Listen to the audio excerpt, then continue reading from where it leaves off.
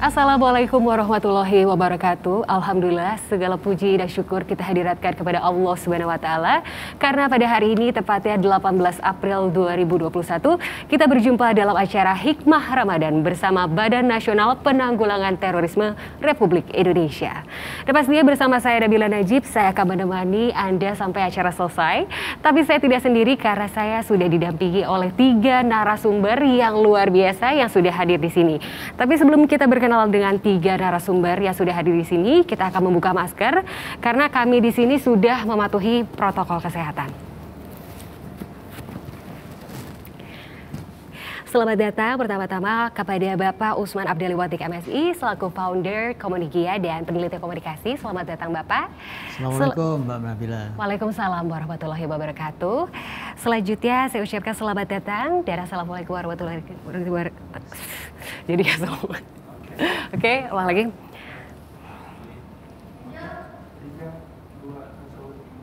Selanjutnya saya ucapkan selamat datang kepada Bapak Dr. Dodi Susanto, SH.MSI, selaku Direktur Klinik Pancasila. Waalaikumsalam. Assalamualaikum warahmatullahi wabarakatuh. Selanjutnya saya ucapkan selamat datang kembali kepada Bapak Kiai Dr. Ridwan Muhammad Yusuf, yaitu selaku Ketua Umum Babin Rohis Nasional.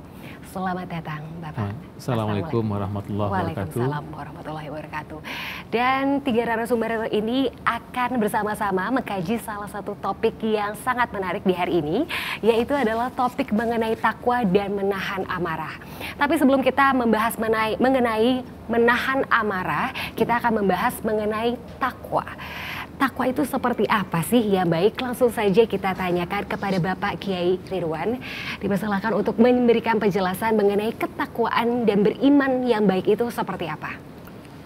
Baik, terima kasih Mbak Nabil pertanyaannya. Assalamualaikum warahmatullahi wabarakatuh. Alhamdulillahirabbil alamin. Kita bersyukur pada Allah karena kita diberikan kesehatan zahiran wa batinan. Kemudian kita diberikan cahaya oleh Rasulullah SAW dengan syafaatnya sehingga kita bisa menjalani hidup dengan kebahagiaan. Pada kesempatan yang mulia ini, para pemirsa yang budiman, yang sangat saya cintai, salam damai, salam kasih sayang kepada kita semuanya.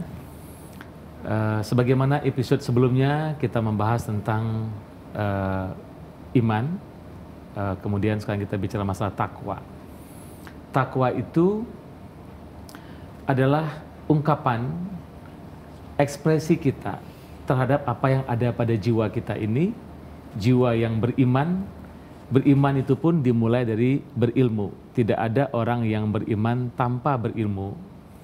Berilmu pun tidak ada orang berilmu tanpa berniat menuntut ilmu. Jadi proses untuk menjadi berislam itu menuntut ilmu, kemudian berilmu, kemudian dia beriman, kemudian dia berislam. Nah, orang-orang yang telah melalui proses-proses itu, dia menuntut ilmu sehingga bertemu dengan ilmu. Ilmu itu berbuah menjadi iman, kemudian iman itu masuklah dia ke dalam Islam, ke dalam kedamaian. Jadi kalau ada orang-orang yang mengaku beriman padahal dia tidak dimulai dengan proses menuntut ilmu dan tidak mulai proses berilmu, maka iman inilah yang khawatir sekali yang terjadi saat ini, seolah-olah beriman padahal tidak beriman. Padahal sebagaimana episode sebelumnya saya mengatakan orang beriman itu terekspresi di wajahnya. Betapa indahnya kita melihat orang yang beriman itu. Ekspresi wajahnya saja sudah terlihat tersenyum. Kemudian sikap dan perilaku itu adalah ekspresi iman sebetulnya. Nah, saya dalam setiap ceramah ataupun ngasih materi motivasi, saya selalu menyenandungkan lagu. Tapi ada orang yang salah paham bahwa oh jangan lagu, jangan musik, itu haram dan segala macam. Saya bisa jawab begini, karena saya pemusik sejak saya remaja. Passion saya pemain musik, saya menyanyi. Kenapa saya juga belajar agama, saya pesantren, saya temukan. Jadi kalau Anda mendengar lantunan lagu, lantunan musik dengan telinga indrawi semata, maka iblis akan berbarengan sama Anda mendengarnya, menjadilah itu sebuah gerakan atau sebuah perasaan yang bisa merusak. Tapi kalau kita mendengarkan senandung itu dengan telinga hati, itu akan memunculkan sejuta hikmah. Saya masih ingat Profesor Dr. Mahathir, beliau minta lengser dari jabatan sebagai Perdana Menteri itu, salah satunya yang saya baca dari buku yang saya beli di sana waktu itu, lagu My Way. And now the end is near, and so I face the final curtain. Rupanya lagu ini yang selama itu sejak tahun 60-an beliau dengar sebagai sebuah lagu, ternyata ada inspirasi yang sangat mendalam di mana bumi ini akan berakhir. The end is near gitu. Kalau berakhirnya dunia ini sudah dekat, terus apa yang saya lakukan? Nah, akhirnya lagu itu menjadi inspirasi buat dia, terjadilah perubahan yang luar biasa. Nah, begitu juga ini ada lagu yang bagus banget. Ini kali ini tidak diiringi oleh musik ya. Namaku cinta. Oh, pakai ini ya. Iya, pakai mic juga ya biar sobat damai juga. Namaku cinta. Ketika kita bersama, berbagi rasa untuk selamanya. Namaku cinta, ketika kita bersama, berbagi rasa sepanjang usia. Masya Allah. Bagi saya, lagu ini sebagai sebuah inspirasi yang sangat bagus. Namaku cinta.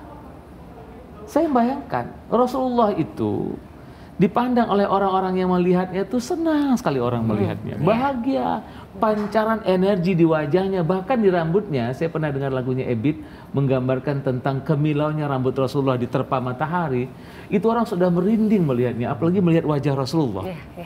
Ini kan ekspresi iman yang nyata, yang tidak ada satu helai benang pun yang menutupi, tidak ada hijab sama sekali. Namaku cinta.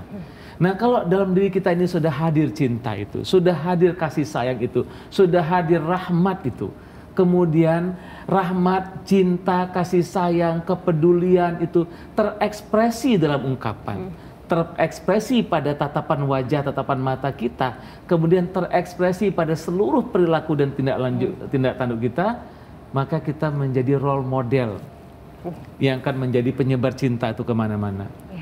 Kemudian ada perbedaan yang kita lihat satu sama lain. Pertama, kita fight atas perbedaan itu. Kita tunjukkan bahwa kita berbeda, kemudian kita tunjukkan bahwa ternyata kita salah melihat perbedaan itu. Ternyata perbedaan itu hanya persepsi, cara pandang. Sebagaimana Ustaz Usman sampaikan tadi, perspektif, cara pandang kita itu yang berbeda, sehingga muncullah perbedaan, cara pandang yang berbeda. Namun setelah kita lacak, sebetulnya sudut pandangnya berbeda tapi intinya sama. Kalau begitu, ayo kita samakan sudut pandang kita, kemudian kita menemukan tadi pemahaman yang bisa diakui, disepakati bersama. Nah, saya kira inspirasi dari lagu Butiran Debu tadi, kalau saya pernah nyanyikan lagu ini, ada penyanyi yang menangis. Pak Kiai, saya dengarkan lagu ini berulang-ulang, tapi kali ini kok saya menangis? Karena tersentuh. Karena gelombang energi cinta tadi dari penyanyi. Jadi penyanyi itu nggak boleh cuma sekedar menyanyikan lagu ya, tapi itu sebenarnya lantunan hati. Sebagaimana Bang Iwan Fals selalu bilang, aku melantunkan perasaan hatiku, aku melantunkan apa yang ada pada jiwaku. Nah, itu lebih mengena karena ada energi yang dikirimkan. Yang nyanyi hati Pak Kiai ya? Yang nyanyi hati, hanya yang dari hati yang sampai ke hati. Iya, betul sekali. Berarti nyanyian itu memang harus menggunakan jiwa dan hati. Nah, bicara mengenai bulan puasa, bulan suci Ramadan ini, kita harus membersihkan hati kita dari segala emosi, segala amarah. Nah, ini bagaimana nih caranya agar kita menahan amarah? Itu kan sulit kan, kalau menahan lapar, menahan haus itu mudah lah bisa dikatakan ya. Tapi menahan hawa nafsu, marah, emosi dan seperti itu susah sekali. Itu bagaimana caranya agar kita bisa menahan amarah dengan baik? Baik. Bulan Ramadan saya kira sudah menjadi berita umum bahwa iblis itu diikat. Walaupun sampai detik ini, saya pernah nanya sebesar apa tali pengikat iblis itu dan berapa banyak panitia yang dibentuk untuk mengikat iblis itu. Ternyata ya iblis itu lemah berhadapan sama orang berpuasa sebetulnya. Iblis itu menjadi lemah sekali sehingga nggak usah diikat pun dia tidak akan mengintervensi sebetulnya.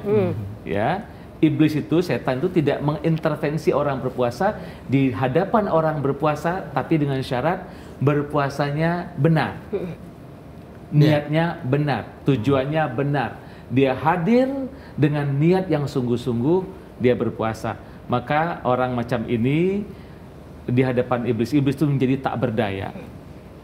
Iblis tak berdaya, digambarkanlah iblis itu diikat. Nah, kalau iblis itu diikat, sebetulnya amarah itu bersumber dari kekuatan iblis. Kekuatan iblis. Iblis itu yang selalu menggelontorkan, selalu membuat gelombang energi negatif. Dan itu bersemayam pada jiwa manusia, kemudian energi negatif amarah itulah yang ditiupkannya kepada jiwa si manusia itu, kemudian jadi emosi namanya.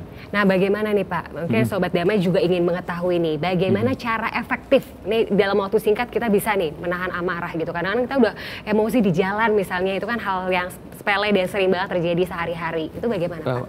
Baik. Secara efektif. Mbak Nabil, terima kasih, di pertanyaan bagus sekali. Bagaimana efektif? Kita menyadari diri bahwa kalau kita meletup-letupkan apa yang ada pada perasaan kita itu, berarti iblis itu lebih perkasa ketimbang kita yang sedang berpuasa. Kan bukankah dikatakan tadi bahwa iblis diikat pada bulan Ramadan, padahal bukan diikat sebetulnya menurut saya, tapi sangat lemah di hadapan orang yang sedang berpuasa. Nah, makanya selalu dikatakan oleh Rasulullah, saya sedang berpuasa.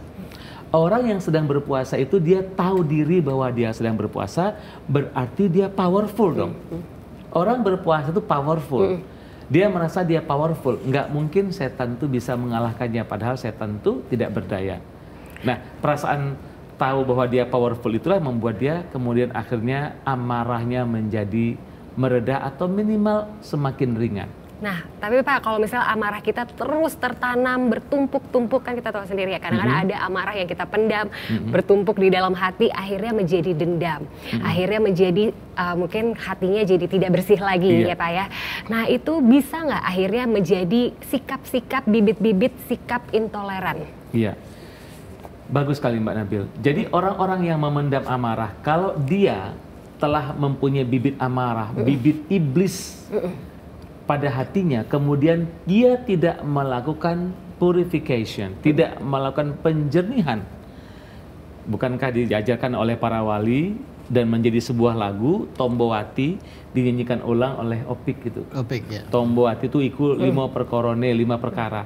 Jadi 5 perkara inilah yang bisa mengobati hati itu, yang bisa melawan energi negatif iblis itu dengan 5 Tombowati. Jadi harus ada upaya untuk membersihkan energi iblis itu yang menggelayut pada jiwa manusia. Nah, kemudian kalau ini dibiarkan, dia akan menjadi makin membesar, makin menggurita, kemudian menjadi sebuah gelombang energi negatif yang dahsyat yang menular kepada masyarakat. Pada episode sebelumnya saya katakan hati-hati bergaul dengan orang-orang yang punya suasana hati yang galau. Ini berbahaya sekali.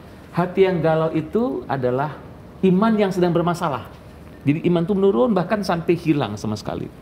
Itu bermasalah. Kalau tidak ada proses perbaikan, tidak ada proses purifying, perbaikan atau penjernihan, maka akan menggumpal-gumpal menjadi energi negatif yang menular kemana-mana. Maka orang-orang yang dekat sama orang-orang yang sedang punya masalah di hatinya, belum ketemu sama Tombowati, itu akan menular dan menjadi influencer, akan menjadi pengaruh negatif. Dan bisa nanti akhirnya bisa menjurus ke intoleran tersebut ya Pak ya. Oke, bicara mengenai intoleran, langsung saja kita tanya kepada ahlinya, Bapak Dr. Dodi, mengenai intoleransi. Jangankan kita harus berbicara mengenai intoleransi ya, bahkan lingkup yang terkecil nih kadang-kadang, mungkin Sobat Damai juga sering banget kita mendapatkan stereotip di masyarakat. Karena kita tahu Indonesia itu begitu luasnya, beragam suku bangsa, ya kan, agama, ras gitu. Kadang-kadang kita sudah identik, misalnya tipikal orang A mempunyai sifat seperti ini, misalnya seperti itu ya Pak. Terus habis itu orang seperti ini sifatnya seperti itu. Bahkan di generasi milenial ibaratnya meledek dengan bahasa-bahasa ras atau suku itu udah biasa, ya kan Pak. Nah ini bagaimana nih klinik Pancasila agar bisa lebih efektif nih untuk mencegah nih, kan ini takut banget nih jadi bibit-bibit intoleran nih. Dipersilakan Bapak jawabannya. Terima kasih. Ya. Assalamualaikum warahmatullahi wabarakatuh. Waalaikumsalam warahmatullahi wabarakatuh. Salam Persatuan Indonesia. Ya. Shalom, Om Swastiastu, Namo Buddhaya, salam kebajikan, rahayu, salam kedamaian. Satu kebahagiaan buat saya diundang Mbak Nabil untuk ikut bersama-sama Pak Kiai Ridwan dan Bapak ini untuk mendiskusikan satu topik yang istilahnya hikmah Ramadan. Ya, betul. Nah, di dalam konteks itu pertanyaan tentang toleransi sebenarnya sangat sederhana. Toleransi itu adalah salah satu kombinasi dari unsur. Tenggang rasa orang lain, etika rukun akur, norma saling interaksi. Jadi pertama-tama yang harus dianjungkan, dikedepankan itu konsep itu, unsur-unsur itu. Toleransi, T-nya itu tenggang rasa, orang lain, etika rukun akur, norma saling interaksi. Mengapa harus dimulai dengan tenggang rasa? Karena sebenarnya kehidupan itu selalu terikat pada 4 konsep yang utama. Yang pertama, perbedaan itu kehendak Tuhan, bukan kemauan manusia. Kalau Tuhan berkehendak sebenarnya dunia ini isinya bisa homogen semua. Tapi kalau itu terjadi, itu tidak mencerminkan kedikdayaan Tuhan. Karena kalau kita ingin melihat kebesaran Sang Pencipta, lihat saja karyanya. Perbedaan itu adalah ayat Tuhan terpenting yang harus diterima dengan baik dan sempurna oleh umat manusia. Itu yang pertama. Perbedaan adalah kehendak Tuhan, bukan kemauan manusia. Yang kedua, yang ingin dicapai itu sebenarnya adalah kesatuan, oneness, bukan sameness. Jadi kita tidak mungkin mencari kesamaan dalam hidup kita. Karena perbedaan adalah kehendak Tuhan. Jadi yang kita tuju adalah oneness, bukan sameness. Yang ketiga, kita tidak pernah menyadarin adanya bentuk kekhilafan yang kolektif. Apa itu kekhilafan yang kolektif? Kita selalu ikut pada satu jargon yang namanya menghormati perbedaan. Ini sebenarnya kesalahan mendasar. Kalau kita hidup dalam paradigma menghormati perbedaan, kita tergolong komunitas dan umat yang gagal menangkap maksud Tuhan. Tuhan tuh ingin umat manusia tuh merayakan perbedaan dengan sukacita. Jadi selama ini interaksi yang terjadi itu kita baru menghormati perbedaan, itu artinya kita lip sync. Kita tuh basa-basi semuanya. Kita tuh masih hidup dalam inisiatif kata sifat. Tuhan tuh ingin kita merayakan perbedaan dengan sukacita. Karena itu prinsip yang keempat, narasi yang harus dikembangkan agar anak-anak milenial itu memahami toleransi, perbanyaklah kalimat kata kita daripada mereka. Karena kalau kita menunjuk, satu tunjuk ke depan, itu 4 itu sebenarnya mengkoreksi kita. Jadi bicarakanlah, biasakan bicara tentang kampung kita, kelurahan kita, desa kita, semakin ke atas gitu ya. Nah kalau kita sering memproduksi narasi yang sifatnya ke atas, itulah yang disebut civil society. Peradaban itu seperti itu. Tapi kalau kita sering turun ke bawah, menunjuk tangan kita dengan kalimat mereka, sebenarnya kita sudah kehilangan energi toleransi. Nah, kalau konsep itu dikembangkan, sebenarnya nenek moyang kita tuh adalah salah satu rumpun suku bangsa yang begitu indah. Saya ingin menyemangati kita. Kalau saya respon Pancasila, kita jawab Indonesia, Indonesia Pancasila, BNPT kebanggaan kita, ayo maju. Pancasila, Indonesia, Indonesia, Pancasila, BNPT kebanggaan kita. Ayo maju, maju, ayo maju, maju, ayo maju, maju. 75.000 tahun yang lalu, nenek moyang kita menghuni benua Nusantara, mereka tuh sebenarnya sudah memiliki yang namanya energi spiritual. Jadi artefak kita itu menjelaskan ada zat yang mengatur kehidupan, itu nama lain dari Tuhan. Kemudian ribuan tahun berikutnya, mereka yang tadinya dari orang per orang membuat rumpun namanya suku bangsa, memeluk agama lokal, agama tanpa kitab suci seperti suku Baduy, suku Osing, suku Dayak, Sunda Wiwitan, itu agama lokal. agama tanpa kitab suci. Itu urutannya seperti itu Mbak Nabil. Setelah itu agama samawi mulai dari Islam, Hindu, Buddha, Kristen, Katolik, dan Protestan. Jadi 7 klaster itu di negeri kita itu memang dilindungi oleh konstitusi. Jadi tahun 2016 MK itu memutuskan penghayat aliran kepercayaan itu dicantumkan dalam kolom EKTP. Itu satu terobosan besar untuk membangun toleransi itu. Jadi di KTP itu sekarang nggak kosong. Dia penghayat aliran kepercayaan. Itu keputusan MK nomor 97 2016. Itu artinya apa? Semua orang di negeri ini itu sudah harus melakukan upaya membangun toleransi itu dengan kaidah dan akidah. Seringkali kita kalau di acara publik tuh mengucapkan salam agama tuh setelah assalamualaikum terjun bebas Pak ke salam. Itu melanggar akidah agama.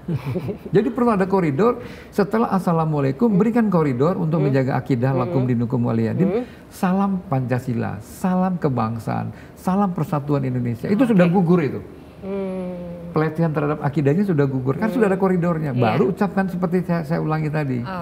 Salam, Om Swastiastu, Namo Buddhaya, salam kebajikan, salam kedamaian, rahayu.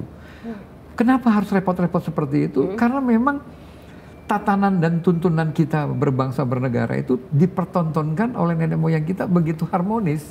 Jadi kita punya rakyat merdeka, punya bangsa merdeka, dan negara merdeka, itu diisi dengan prinsip-prinsip toleransi. Iya, luar biasa ya Pak ya. Sehingga rukun akur kompak bersatu kita hari ini itu sebenarnya pilarnya itu. Rasa untuk memiliki nasib bangsa bersama-sama. Karena ada contoh yang sangat inspiratif. Tahun 84 di planet bumi itu ada negara Uni Soviet. Ya. Tapi mereka kena ancaman zaman namanya waktu. Waspadai ancaman keruntuhan terulang Uni Soviet. Itu negara besar itu hancur Pak. Dan salah satu faktor hancurnya negara besar itu tidak ada lagi kesamaan cita-cita di rakyatnya. Gitu.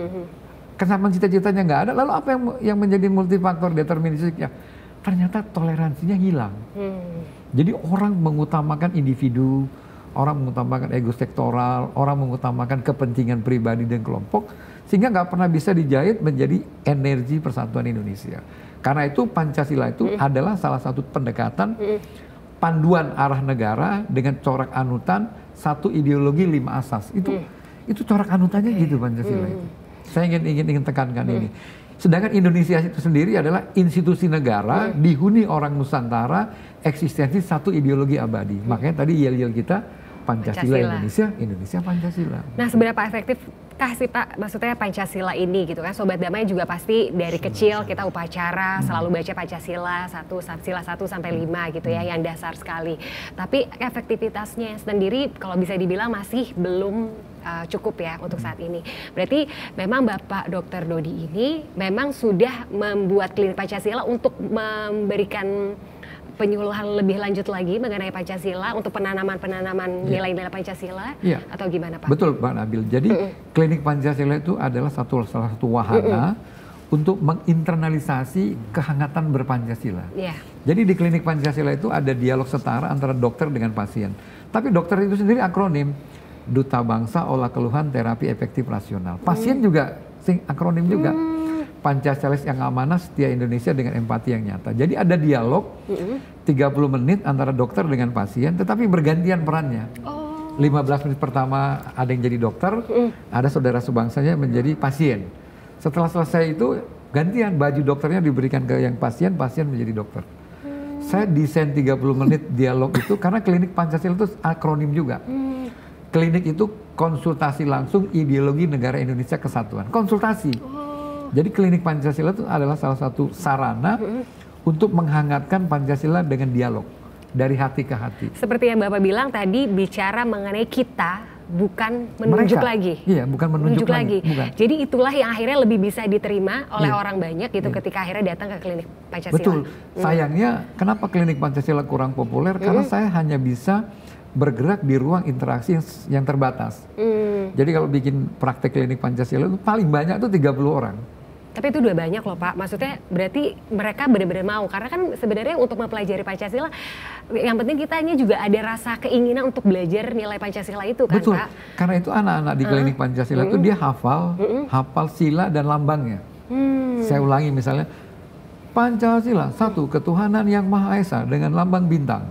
2, kemanusiaan yang adil dan beradab dengan lambang rantai baja. 3, persatuan Indonesia dengan lambang pohon beringin. 4, kerakyatan yang dipimpin oleh hikmat kebijaksanaan dalam permusyawaratan perwakilan dengan lambang kepala banteng. 5, keadilan sosial bagi seluruh rakyat Indonesia dengan lambang padi dan kapas. Itu memang bukan saya doktrin lagi, itu menjadi kewajiban asasi mereka. Kalau dia hanya hafal sila, nggak bisa dia praktek di klinik Pancasila. Itu dia bagaimana gitu menumbuhkan rasa gitu ya untuk masyarakat secara luas ya Pak, bukan hanya orang-orang tertentu yang pengen belajar secara luas agar benar-benar mempelajari nilai Pancasila. Bisa dibilang nilai Pancasila itu bukan cuma sekedar Pancasila saja, tapi ini adalah salah satu jalan hidup, the way of life ya Pak ya. Betul. Nah itu bagaimana tuh Pak agar kita mendorong orang-orang masyarakat untuk melakukan atau mendatangi klinik Pancasila untuk lebih memperdalam ilmu Pancasila? Yang pertama, instrumen klinik Pancasila bisa didirikan oleh siapa saja. Boleh didirikan oleh state, oleh pemerintah, oleh rakyat dan bangsa Indonesia. Karena dia adalah salah satu metode saja sebenarnya. Tetapi yang paling efektif untuk membumikan Pancasila itu di rumah, Mbak.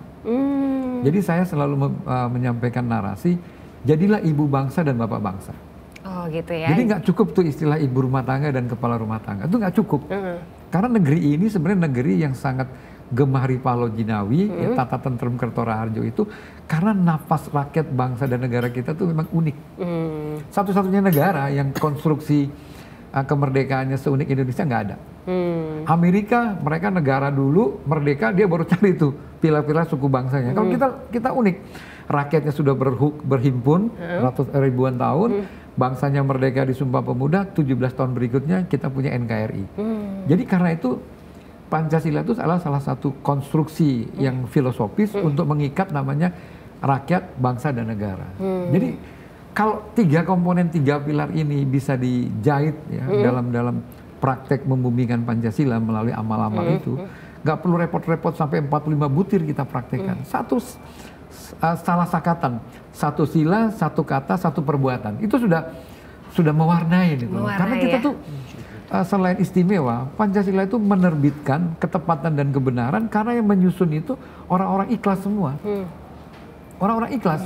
Jadi 177 pahlawan bangsa itu dengan multi talenta dan keragaman suku agama rasnya, itu mendesain Pancasila itu untuk selama-lamanya sebenarnya. Jadi kalau pertanyaan Mbak, bagaimana cara yang efektif?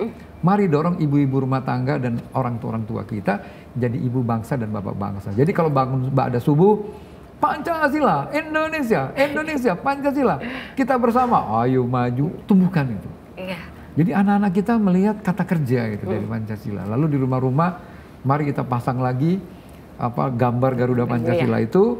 Tiap tanggal 17 kita nyanyi Garuda Pancasila, gitu kan, supaya ada energi persatuan Indonesia. Luar biasa sekali. Jadi dimulai dari lingkup terkecil dulu ya, berarti keluarga inti terlebih dahulu. Dan langsung saja dari segi ilmu komunikasi, langsung ke Pak Usman, bagaimana nih caranya untuk nih biar supaya kita bisa mensosialisasikan nih nilai Pancasila secara efektif. Baik. Di sains komunikasi itu ada teori yang namanya disonansi kognitif. Ya. Ada jarak antara yang ada di pikiran sobat damai ya, dengan yang terlihat. Itu akan ganjel ya. Kalau tidak selesai apa yang ada di pikirannya dengan yang mau dilihat ya. Artinya gini, tadi disinggung soal toleransi ya. Maka kita harus memberikan contoh realnya ya. Kalau mau kita tahu, ada seorang ahli Islam, tapi bukan orang Islam, ahli Islam ya, orang Barat, mengatakan bahwa contoh toleran yang paling monumental di muka bumi inilah ketika di Madinah ya. Koreksi saya kalau keliru Pak Kiai. Ketika itu umat Islam hidup berdampingan luar biasa dengan Yahudi ya, dan Nasrani. Bahkan Rasulullah berbisnis dengan orang Yahudi. Jadi kalau orang itu berislam secara benar, kata Pak Kiai tadi, benar, maka dia pasti toleran ya. Jadi ada pertanyaan besar kalau orang itu tidak menerima perbedaan. Kata Pak Dodi tadi mengatakan, perbedaan itu takdir malah ya, sunnatullah, tidak bisa dihindari. Allah kalau mau ciptakan kita sama bisa saja dengan kun fayakunnya ya. Saya ingin mengatakan ketika nilai-nilai Pancasila itu nampak di dalam kehidupan nyata, anak-anak akan tiru, anak-anak akan menjadi toleran. Misalnya saja di kelas ya, ketika anak-anak berpendapat berbeda dengan pak gurunya atau bu gurunya, ketika pak guru mengatakan, kamu kan masih baru belajar, Pak Guru yang benar, kamu yang keliru. Contoh-contoh kayak gitu kan membuat ada ketidakselarasan mental di Iya. tengah-tengah pelajar. Loh, Iya. katanya toleran, tapi kita kritik kok dibantah bahwa Iya. cuma Anda yang benar, Iya. saya salah. Artinya apa? Lagi-lagi ada respon dan ada reaksi ya. Iya. Tadi soal marah kan Pak Kiai tadi singgung soal bagaimana menahan marah. Menahan kalau menurut Mbak Nabil takdir atau pilihan? Saya balik Pilihan. nanya nih. Pilihan. Pilihan. Karena kalau kita diserempet di jalan raya misalnya oleh motor atau oleh mobil, pilihannya kan banyak. Bisa marah, bisa maafin, bisa cuekin kan. Iya. Tapi kenapa orang pilih marah? Karena gampang. Iya. Yang mudah itu yang mau marah. Maka dipilih. Betul. Kan kita suka yang gampang-gampang, yang Iya. instan. Wih, matanya mana misalnya, matanya mana? Kan marah. Tapi kalau pilih menahan, mungkin barangkali dia buru-buru karena istrinya mau melahirkan misalnya. Iya. Itu consider all factor. Iya. Di dalam komunikasi adanya CAF, consider all factor sebelum menjudge orang. Karena orang yang cepat marah biasanya gampang jumping to conclusion gitu. Kok kamu telat ya? Kamu malas pas ini. Boleh jadi dia macet di jalanannya, sakit mungkin sebelum berangkat. Jadi lagi-lagi menahan diri itu penting di bulan Ramadan untuk dipakai di 11 bulan ke depan. Karena menahan diri itu kan efek puasa ya. Jadi kalau habis lebaran makin uring-uringan, puasanya harus dipertanyakan. Iya, betul sekali. Dan bicara mengenai tadi udah Iya. ngomongin soal anak-anak yang merasa digurui kan jatuhnya Betul, ya. Sebenarnya sebagai guru juga memang harus tricky juga. Ibaratnya Betul. punya trik, tips and trick Betul, juga ya betul, untuk akhirnya bisa betul. anak-anak mendengar. Ah. Nah itu berarti salah satu tindakan efektif berarti Iya, ya betul. untuk mengenalkan nilai-nilai Pancasila dengan Betul. cara tersebut. Nilai itu kan abstrak Mbak Nabil ya. Sementara sobat damai ataupun anak-anak milenial itu kan pengen yang konkret-konkret kan. Nah, bagaimana abstraksi itu berwujud nyata? Itu dalam dunia komunikasi intrapersonal dan interpersonal. Karena kalau yang abstrak, coba kamu praktikin dong kedamaian. Anak-anak akan nyari apa ya kedamaian itu. Tapi kalau dicontohin bahwa kedamaian itu adalah menghargai pendapat orang lain. Itu konkret contoh. Jadi sedapat mungkin nilai-nilai yang abstrak itu di breakdown menjadi wujud konkret. Itu akan efektif. Misalnya, sila pertama ketuhanan yang Maha Esa. Anak-anak sekalian, kita udah subuh nih, ayo kita sholat subuh. Tapi orang tuanya nggak sholat subuh. Jadi itu kan tidak memberikan contoh Contoh ya. konkret, Tidak dream come true. Iya, istilahnya. betul. Nyuruh tapi ya saya belakangan aja deh. Iya. gitu. Berarti ada perbedaan dong dari generasi ke generasi gitu. Betul. Jadi tiap generasi misalnya anak-anak yang balita misalnya mungkin Bapak misalnya pelajaran mengenai Pancasila itu bagus banget gitu dimulai dari kecil gitu. Benar. Itu bagus banget ya Pak dari balita Iya. gitu Iya. diajarin untuk Pancasila Indonesia akhirnya tertanam ya. Tapi Perulangan, Mbak Nabil. perulangan. Perulangan. Karena iklan itu kenapa menghabiskan biaya iklannya bermiliar-miliar? Karena perulangan. Top mind ya. Nah, Iya. Pancasila bisa menjadi top mind begitu bangun tidur langsung Pancasila Indonesia kata Pak Tuh. Iya, Pak. Indonesia. Pak Rudi langsung semangat. Jadi perulangan itulah yang harus mungkin ditingkatkan Iya. ya di dunia maya Iya. atau dunia fana ya, dunia yang kita jalani ini. Sehingga habituasi penting kan? Kalau nggak ada habituasi tinggal nilai-nilai saja itu maksud saya. Dan kita tadi udah bicara mengenai bagaimana setiap generasi punya caranya masing-masing. Kalau bisa dari mulai sejak dini ya. Betul. Mengenal Satu nilai lagi lupa. Pancasila. Apa lagi Kalau Pak? untuk milenial just fun, ya. Oke, harus fun. harus ya. fun. Beda betul. ini ya, beda Benar. treatmentnya ya. Gak bisa lagi doktrin bahwa kamu harus bikin harus fun. Dia Harus harus fun. dibikin enjoy. Enjoy. Karena anak-anak itu suka banget sama yang bikin dia senang. Kan ini pandemi bikin udah stres kan anak-anak. Kalau dibikin fun, dia akan keluar dari situasi boringnya ya. Iya. Jadi harus for fun ya. Jadi kita harus senang ya, dan agar kita selalu Lewat merasakan lagu, bahagia, barangkali ya lewat pagi, lagu, wah, iya, menarik. dengan lewat Musik lagu gitu juga. kan. Dan sekarang saya juga mau nanyain juga nih sama Pak Kiai Ridwan juga mengenai ayat yang berhubungan dengan tema kita pada hari ini, takwa, bagaimana amarah gitu, agar tidak menjadi kebencian. Karena kalau udah ditahan-tahan ya kan, maksudnya sobat damai juga pasti akhirnya kan bikin lama-lama capek juga pakai ya. dongkol, sebel gitu ya. Akhirnya udah selesai masalahnya masih tetap kesel. Gimana? Iya. Menarik tadi Dr. Dori sampaikan dan Pak Usman berkenaan dengan perbedaan itu adalah keniscayaan. Jadi kita emang harus berpesta atau mensyukuri atas perbedaan itu. Iya. Gitu. Jadi sebagaimana di awal saya sampaikan di episode pertama, perintah ud'u ila sabili rabbika bil hikmah wal mau'izah hasanah. Jadi mengajak untuk kebaikan itu dengan cara yang baik, dengan cara yang benar, dengan cara yang percontohan yang terbaik. atau yang disebut dengan role model tadi itu gitu. Saya setuju menginternalisasi sifat dan sikap kepancasilaan itu memang harus menjadi habituasi, harus ada edukasi yang berulang-ulang, dan sebetulnya yang saya perlu tekankan lagi bahwa ada pemahaman tentang Pancasila itu, Dr. Dodi. Ketuhanan yang Maha Esa itu bukan cuma slogan ketuhanan yang Maha Esa, tapi betul-betul dalam aktivitas sehari-hari betul-betul menjunjung tinggi ketuhanan. Gitu. Kemudian kebersamaan, keadilan sosial dan segala macam itu semuanya harus dalam bentuk aplikatif. Kelihatan lagi ya. Ya, Kelihatan. langsung nyata gitu. Nah, saya kira setiap orang yang menjadi, memang harus ada influencer yang kita bangun, yang kita bentuk, tokoh-tokoh masyarakat, kita ajak bicara bagaimana caranya memformulasikan bentuk edukasi kepada masyarakat sesuai dengan levelnya masing-masing. Saya kalau ngajar di depan anak-anak milenial tuh, kadang-kadang harus menggunakan musik yang mereka suka, bahkan sekali-sekali musik rock sekalipun. Ya, betul. Jadi ya, pertama nyambung dulu dengan logika mereka, dengan akal mereka, dengan perasaan mereka, terus nanti ada pesan, message yang masuk melalui lagu. Contoh misalnya, saya pernah nyanyikan lagu itu, lagu Cherry Bell ya. Cherry Bell. Cherry Bell. JKT48. Iya itu, Cherry Bell. Don't cry, don't be shy. Jadi milenial banget, tetapi ternyata ada pesan moral di situ. Menarik banget tuh. Jadi anak-anak remaja tuh kalau kita kasih lagu Bila Israel datang memanggil, langsung apaan sih gitu, langsung keluar dia kan? Emang kita mau mati gitu. Jadi ada sebuah pertemuan gitu wisuda, saya diminta jadi motivator di situ. Habis lagu Qosidahan itu baru 2 lagu, rencananya 4 lagu itu. Emak-emak itu. Lagu pertama tuh Bila Israel, lagu kedua itu Insyaallah wahai manusia.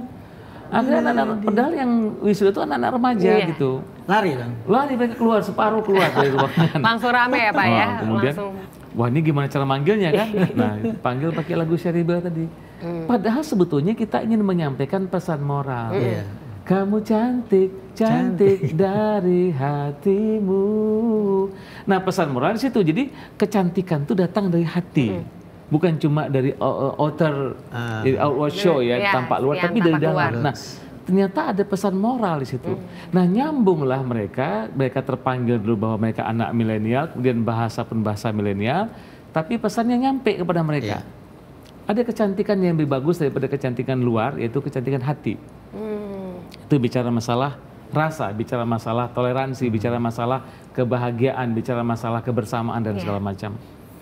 Nah, jadi ayat-ayat Allah banyak sekali mengajarkan kepada kita tentang bagaimana kita menjunjung tinggi kebersamaan.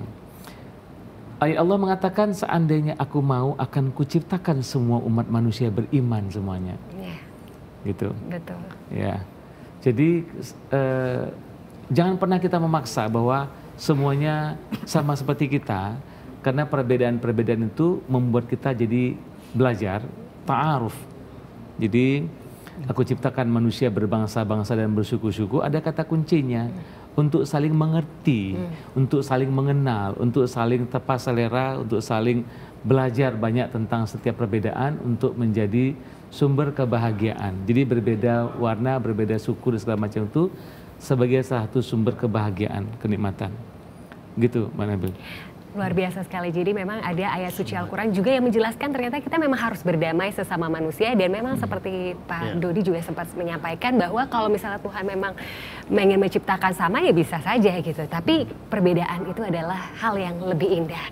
Lanjut terakhir nih, pesan-pesan untuk Sobat Bukan Dharma pesan-pesan ini. terakhir kan?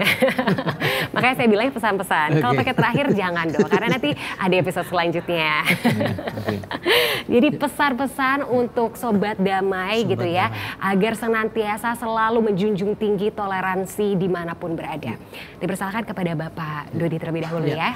Yang pertama perlu dibangun sinergisasi antara 3 pilar, state, kemudian publik dan keluarga.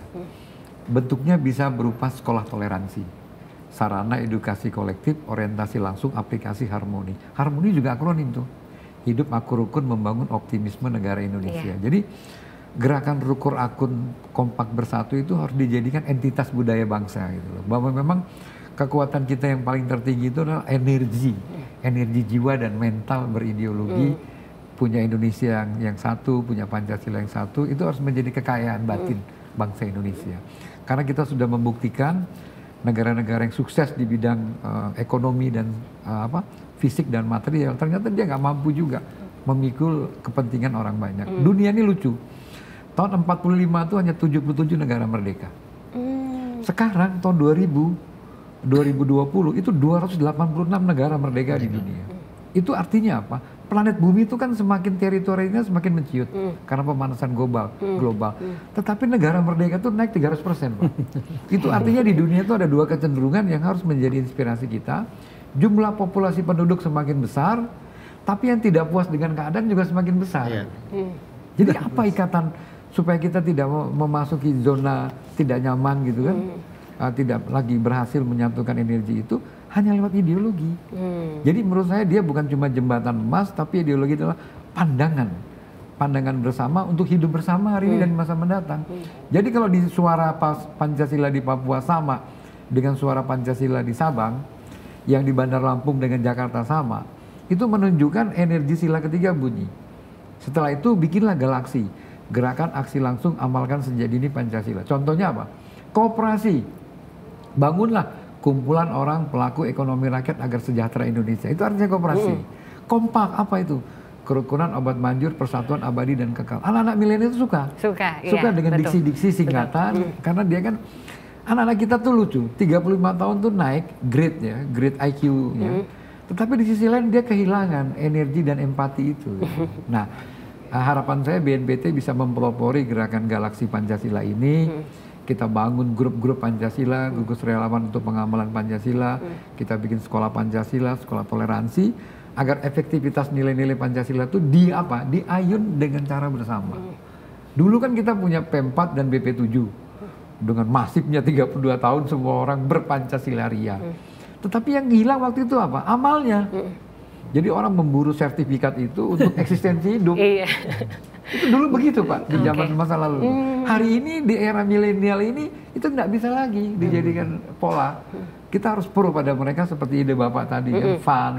Kemudian orang-orangnya diajak untuk hidup saling berinteraksi. Sekarang dampak peradaban kita, orang kalau punya uang, Pak Kiai, itu bikin pagar tinggi-tinggi. Tegur sapanya sudah minim, ya kan? Bahkan sekarang membersihkan lingkungan perumahan itu dibayar oleh pemerintah, orang nggak bisa gotong royong lagi. Itu tanda krisis multidimensi tentang uang kebersihan, Pak Dodi. Berarti ada uang kebersihan. Bisa dibilang, ya ada uang kebersihan. Ada yang pakai pakaian apa tuh? Orange ya? Orange ya. Itu kan tiap PPSU. hari. PPSU. Itu menunjukkan gotong royong. Tidak berfungsi ya? Tidak berfungsi lagi ya? Padahal kalau kita ingin melihat wajah Pancasila yang paling aktual, paling empirikal, ya di gotong royong itu. Ya, di desa-desa. Sekarang gotong royong ini desa. Tapi kan degradasinya kan sekarang sudah semakin melebar kemana-mana. Gitu. Jadi perlu kita bangun gotong royong kembali agar wajah peradaban negeri kita yang Pancasila itu tidak pernah bergeser. Jadi kalau Mbak Nabil nanya, Pak Dodi apa sih potret Pancasila hari ini tuh? Pancasila itu dibuang sayang, digenggam melayang. Iya. Karena kalau kita ingin pegang Pancasila, Pancasila terbang dia. Kau ngaku aku ideologimu, tapi nggak pernah kau hafalkan, nggak pernah kau hayati, nggak pernah kau hafalkan. Ketika kita ingin buang, sayang, karena ini warisan bapak dan ibu bangsa, ya kan, pahlawan bangsa kita. Jadi ini sesuatu pertaruhan mahal, mutiara-mutiara nilainya. Jadi saya ingin menjelaskan, buat kita bangsa Indonesia, pilihannya itu bukan apakah kita ingin mengamalkan Pancasila, tapi sudah sampai pada level kewajiban mengamalkan Pancasila. Iya, itu yang gotong royong itu sudah tidak ada lagi ya. Aduh, benar-benar pesannya menumbuhkan gotong royong. Ya mungkin sepakat ya Pak ya, Pak Usman juga sepakat ya. Karena kebetulan waktunya sudah habis ya. Jadi pesan tadi juga sudah bisa diterima ya sama Sobat Damai, bahwa kita harus menumbuhkan rasa gotong royong lagi. Tidak usah ramai-ramai gotong royong di sosial media kali ya. Jadi sudah mulai harus berkumpul mungkin, tapi karena sekarang pandemi COVID, tapi dengan tetap menjaga protokol kesehatan. Dan pesan tadi sekaligus menandakan berakhirnya acara kita pada hari ini. Dan jangan lupa untuk saksikan episode selanjutnya dari Hikmah Ramadan bersama dengan BNPT RI. Saya Nabila Najib, pamit undur diri. Wabillahi taufiq wal hidayah. Wassalamualaikum warahmatullahi wabarakatuh. Baik, kita bersama-sama pakai masker lagi. Pancasila, Indonesia, Indonesia, Pancasila.